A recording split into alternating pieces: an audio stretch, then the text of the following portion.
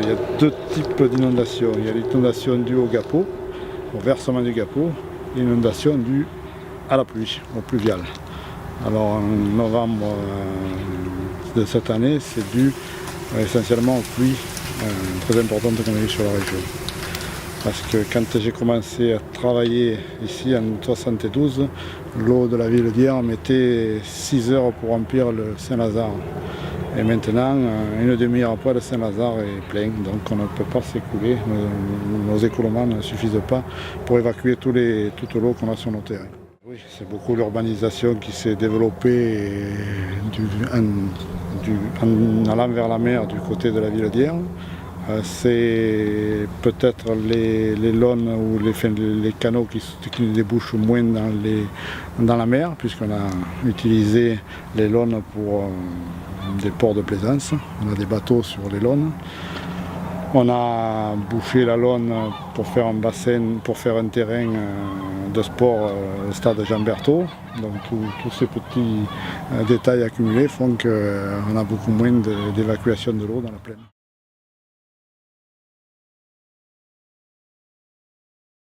Par la pluie sur des grandes parcelles. Comme ce sont des parcelles qui sont bien drainées, elles s'évacuent très rapidement par les fossés qui eux ne peuvent pas s'évacuer parce que le grand canal d'évacuation ne débouche pas rapidement à la mer. Alors après il y a les versements de Gapo, donc le Gapo arrive, nous il déborde quand la côte est de 2,70 m à Sainte-Eulalie et un débit de 300 m3 à la seconde. Donc là ça craint, donc il va se déverser dans la plaine. Mais il se déverse dans la plaine. En se déversant dans la plaine, déjà il inonde des parties construites,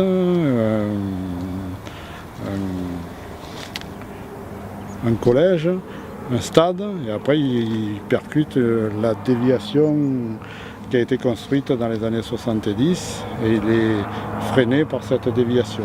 Donc l'eau du Gapo, au lieu de s'écouler sur 1 ou 2 km, passe à travers des ouvertures qui accélèrent la vitesse du Gapo.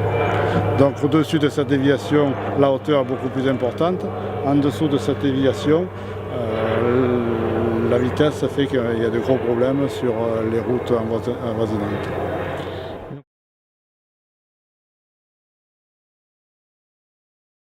Pour exister, c'est humain, c'est-à-dire que pour se protéger des maisons et des cultures, les gens construisent des digues. On a commencé par des digues de 20 ou 30 cm du côté de l'Egade et on arrive à des digues de 1,50 m le long du chemin Saint-Lazare. Donc nous, on n'est pas inondé par... On est un peu inondé par le Gapo qui traverse notre propriété, mais surtout inondé par l'eau qui remonte, qui est retenue par cette digue, qui remonte et qui nous envahit les champs et en janvier 2014, les maisons.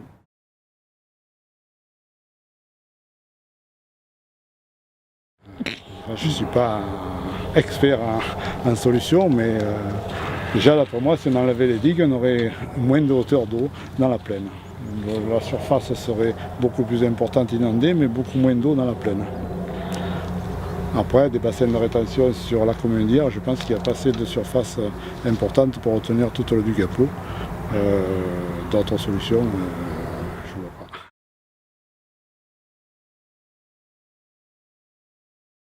Des zones d'expansion de crues, certainement. Donc, dans un PPRI, nos terrains sont... nos terrains peuvent être utilisés pour le bien de tous les gens environnants et nous on perd toutes nos récoltes parce que ça va être des bassins d'expansion des crues. Donc on ne peut plus rien faire sur ce terrain, ça pose un problème.